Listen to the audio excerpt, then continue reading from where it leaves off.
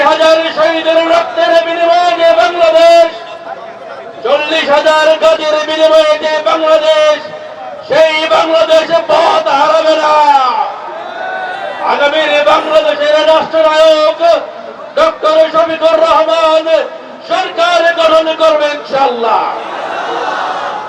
আমি এই জনস্রোতের কাছে জানাতে চাই, দোহার নবাবগঞ্জ ঢাকা বিভাগের মধ্যে ভিআইপি আসন, ঠিক না?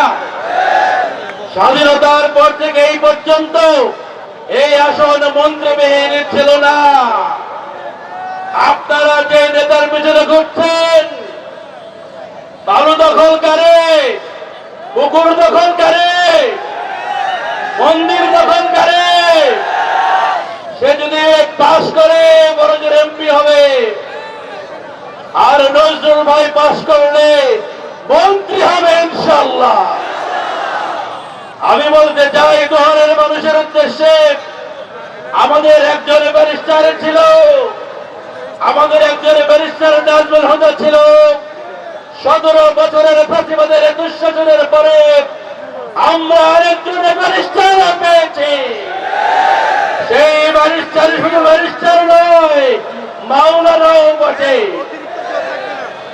এই জন্য আমরা গর্বিত, ব্যারিস্টার নাজমুল হুদার পরে দোহার নবাবগঞ্জের উন্নয়নের ধারাবাহিকতা বজায় রাখবার জন্য ব্যারিস্টার নজরুল ইসলামের নেতৃত্বে দোহার এবং নবাবগঞ্জের ধারা অব্যাহত থাকবে।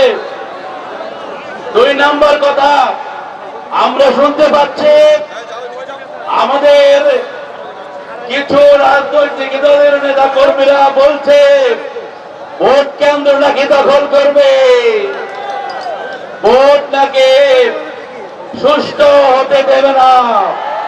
তাদের উদ্দেশ্যে বসে উচ্চারণ করছে, ভোট শুধু আমরা দেবই না, ভোট কেন্দ্র পাহারাও দেবে ইনশাআল্লাহ।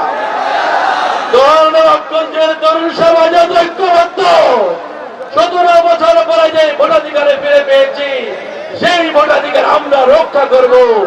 কোন ভোট কেন্দ্রে পায়তারা করলে ওই সেই হাত ভোট বাক্স চিন্তাই করতে আসবে, তোমার নবাবগঞ্জের তরুণ সমাজ সেই হাত ঘুরিয়ে দেবে।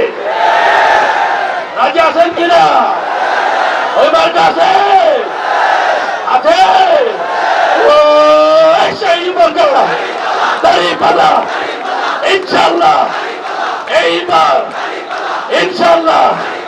আল্লাহ হাফেজ।